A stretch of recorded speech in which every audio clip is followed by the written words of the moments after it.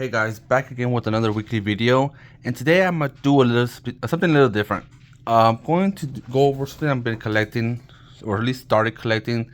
I wanted to do a video a while back when I got this, but I just haven't had the time with the newborn and everything, and just doing the other weekly recaps. So like this week, let me try to do something a little different, geared towards my collection, things that I'm collecting, and focus points.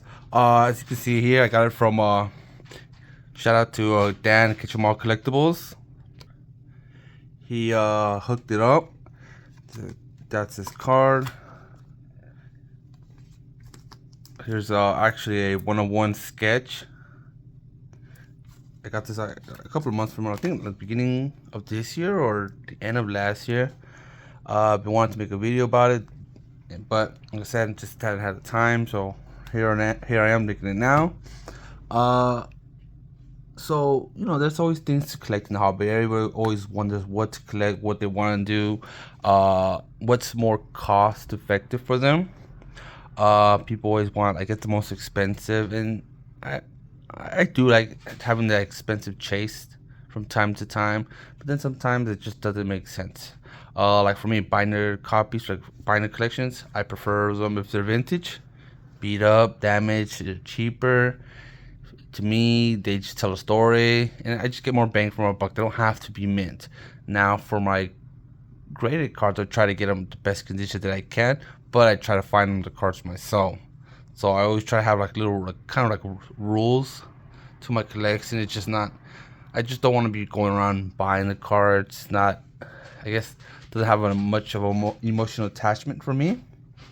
Unless it's something I'm always looking for, something. But since I'm so deep into the hobby, I feel like having a little bit more of a chase in some aspects, if it makes sense. Like for me, the main thing is gold stars, and that's the only real thing that I'm truly collecting, that I wanna find them in the wild, in a sense, and grade them myself. Those cards I'm not, you know, selling or anything like that. Any gold star that I do get, I keep it, so I don't go selling them, even if I have multiple copies. But this was something that I just found more enjoyable, in a sense. It's just a bit of a smaller, something more fun collection, I guess you can say, but in a sense, in more of a budget, more something that makes sense for me at least. And it's these Worlds promos. So every year for Worlds, Pokemon gives out to the participants, even staff, top 32, top 16, stuff like that, finalists, semifinalists, Worlds promo. So this is like the basic one that comes in a pack. It has different languages. I think the last year was, they bumped up to 12. But before that was probably like around 8. It comes with different language. You got the main ones, which is English, Japanese, Spanish, Portuguese. I think French was in the older ones. Maybe Korean. I'm not German, probably. I'm not too familiar with all the languages they have. I think that the recent years they actually added a Taiwanese. No, Thai. I'm not fully sure, so I don't want to be giving out wrong information. But they did add some more. I think like 2 to 4 more. So it's the same artwork for the whole thing, just in their different languages. I saw him, actually, shout out to Peak Deck Choose. He was talking about them in the video and how he's collecting them. And then I saw other Spanish ones, and on the live he's talking about how they're so cheap, like other languages other than the English and Japanese ones. So I asked around, I went to Discord, see if anybody has any, and Dan responded that, yeah, if I'm grading 10s, like, no, I don't really want to grade them. I just want to have like more of a binder copy. And so I have a bunch of them from a couple of years. If you're interested, let me know. Send them to you. And like I said, I did want them, but I thought it was gonna be more costed more. But I was surprised they were pretty cheap. I got Spanish. I actually understand it. Speak Spanish. Same art, same everything. Way cheaper at a fraction of the cost of like the English or Japanese ones. So I'm like, why wouldn't I just pick up those? It's kind of reminiscent to Yu-Gi-Oh. I play Yu-Gi-Oh. And then for Yu-Gi-Oh, uh, all of the languages except for the Asian countries are part of TCG, and then the Asian languages, Chinese, Japanese, Korean, stuff like that, is a part of the OCG. Different kind of formats in a way. Um, so in TCG, like English was kind of like the Asian languages are the cheapest ones actually, because you couldn't play with them at all whatsoever, and you just all about playability. So those were like the cheapest. And then it's like English, and then from there you branch out to the different languages. You have like the Italian, French, German, which were the more popular ones, and then there was Spanish, and I love Spanish. I can understand Spanish, so that's why I always try to get my cards, like the popular cards, the higher rarity cards in Spanish. It's maybe just so much cooler. I can actually understand and read the card, especially when it comes to like a certain type of ruling. So much like, oh, could this be paid this certain way? Oh, and understanding it helps out so much more. So it reminded me of that. So you know why? Why would I pick up Spanish? So I started doing that. I reached out to Dan. We got to a price, and he told me, "Oh yeah, I found a couple of extra ones. You want to get those too?" Like, sure, I'll pick them up. So we have here the Complejo Turístico Paraíso, Paradise Resort. Pretty nice. I was actually at this World in Japan. Uh, I wanted to pick up some of the actual sealed packs, but people were asking kind of high prices, and I wasn't too like confident to navigate buying them, and try either grading or flipping them.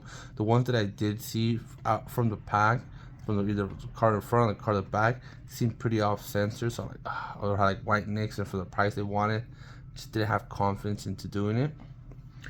But moving forward, I do actually want to try to go to every single world as long as it's possible. So that's why I kind of wanted to actually start collecting the world's promos, especially if I can go to the actual event myself. So this is the first one I went to. It was a great event, had a great time. I went with my buddy Kevin. Flew out there together, did a bunch of, we went to like actually Go Fest in Osaka, did all sorts of stuff over there, so it was a great time. So that's what I want to try to do going forward. Hopefully this year, if it all works out, I will be going to Worlds in Honolulu, Hawaii, pending if I can get my hands on spectator badges. It was actually kind of hard to get the ones for Japan, so as long as I can get those ones, I will be going there, flying out, buying, hopefully going to the Pokemon the World's Poke Center, buying merch, stocking up, use those for like when I go vending. People always love those, like the World's promo, the World's plushies, like the Pikachu's and whatnot. Last year was Pikachu with the Ramen Bowl. Let's see how they do it for the Honolulu, since they already had a couple of Worlds in Hawaii already. So we'll see how it turns out. But moving forward, I do want to collect those, just have something fun, memorable, a great event. And yeah, so we have that one. That's 2019. We have the 2022. Oh, this is 2023. Sorry, this is 2023. This is 2022. This one was in London, and every World's promo, they always have kind of the artwork based on where that location is going to be. Here you got Japan. This is actually Yokohama, the big Ferris one and everything. Pretty cool. You got a bunch of Pokemon in there. You always have a Psyduck. If you look at all the World's promos, there's always a Psyduck somewhere doing something in there. And a Pikachu, of course. And then I think, trio for that year, maybe? We'll see. We'll look through it now. So we got Psyduck, we got Pikachu, Sprigatito, Fuecoco, Quaxley, the little Tandem Mice, I think they were. Lapras, such a boss card. We got this one, Festival de Campeones in London. All the Mercury, no, that's Corviknight, Galarian, Weezing, Swabble, Scorbunny. I'm blanking out his name right now. I'm sorry. Oh, what can you do? Froakie? No, that's not Froakie. Dang, can't remember his name. Let's keep going though. This one's the 2019. So actually 2020 and 2021 during the whole, pandemic. So the worlds were shut down. There was actually no Pokemon Worlds for those 2 years. Who knows if they're actually cards though? If they actually have those cards already printed, just never released them since there was the Worlds. That would be pretty cool to see those one day. Because it was supposed to be 2020. It was supposed to be in London. Same thing with 2021. And they were kind of have to force if it was going to be in. They should not do London. They were going to have to choose somewhere else. So they did it. So maybe there's potentially 3 back-to-back London cards. Who knows? That was pretty cool. That one actually has artwork from the different past years in the background. Pretty cool. You're probably gonna see these past ones right now. Can you see this right here? No. Wait, is he some? No, he's right there. This card artwork is in the back right there in the frame. Pretty cool. That's 2019. This 2018. Don't remember all the locations by memory, so I'd rather not probably say it. Maybe should be DC actually. This should be DC 2019. Washington DC. This should be Tennessee, I believe. Is it Tennessee? Probably. This one, I'm pretty sure this one's a Hawaii one. 2017. 2016. I'm not sure where that was at, but you got the Kanto starters. Can never go wrong with that. Really nice artwork. This is 2015. Don't remember what this is at, so I'm not gonna try to say it and be completely wrong. This is a nice one. This actually has a Psyduck as the boat. Pretty cool. Psyduck's right here too. He's always somewhere. It's always somewhere. Hiding in the background. 2014. That one's 2015. We got now we jump all the way down to 06. These were the other 2 that Dan found. So this one is Oleada Tropical. Got the Wilmer, Psyduck, and his little donut. Pikachu surfing, Munchlax. And then you got the other one, which is 2005. Corsola, Psyduck, Pikachu, Swablu. Pretty nice artwork. Really nice cards. Such a cheaper fraction of the price compared to the English and Japanese variants. Moving forward, like I said, I'm going to try to go to every single one Worlds moving forward as long as I'm possible to go. Mainly pending like for next year, pending if I can get my hands on spectator badges. They do lotteries for them. Well, that's what they did for 2023. So maybe they'll do the same thing 2024. If I can get my hands on spectator badges, I'll definitely be going. So I'll be going with my wife and kids. That'll be a great event. Hopefully we can go. But yeah, I'm also gonna try to get World's promo in Spanish to keep for my personal self. The English one probably just grade or flip them straight off depending on the conditions. But yeah, like saying, your collections doesn't always have to cost an arm and a leg. Doesn't have to be the most expensive. Like this is the same exact artwork as the Japanese one or the English ones, but at the fraction of the price. I can actually understand it. I can't read Japanese, so I don't really care for Japanese. I prefer English since I can understand it, I can read it. But Spanish is like right there at a fraction of the price. Same artwork, same car. So I'll just take that and keep it pushing and just enjoy the hobby in different aspects. And yeah, that's all. I'm still trying to look for those other cards. So I'm missing I'm up to the current one. I need to get the 2013, 12, 11, 10, 9, 8, and 7. And then I think there's the 04 one, I believe. So there's quite a few I'm still got to pick up. But moving forward, I'm going to just try to get one from when I buy the packs themselves from the players or from whoever. But like I said, pretty cool little collection piece. Nothing too crazy, nothing hair pulling, like stressing to find every single card or anything like that, like set collecting a binder or anything like that.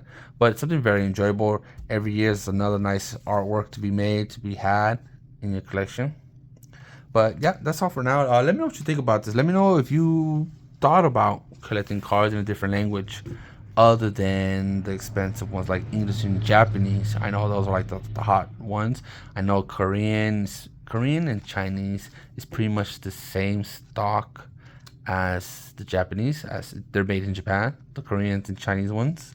So if you want Japanese quality, you can get Chinese or Korean at a fraction of the price, same type of quality, different language. I mean, most people that collect Japanese outside of Japan are not even Japanese, nor they can even read Japanese. So I mean, switching to Chinese or well, Chinese actually has the English back, like these, as an English card.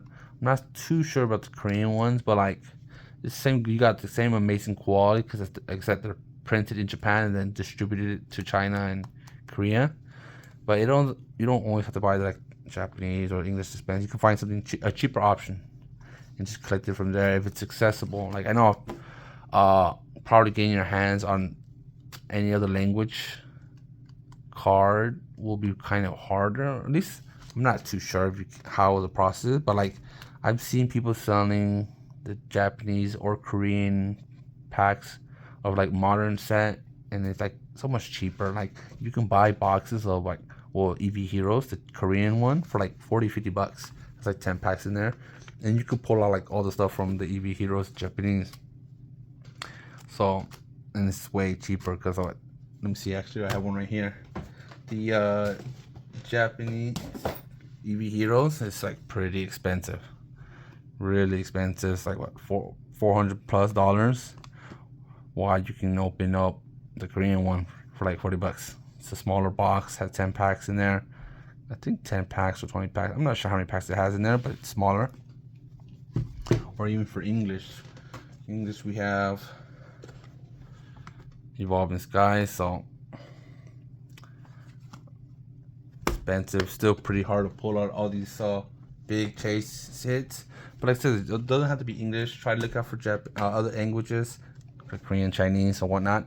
And yeah, just like, but like I said, let me know what you think about the video. Let me know what you think about what the cards you're collecting, if possibly collecting any other languages. And yeah, I'll catch you guys in the next one. Bye.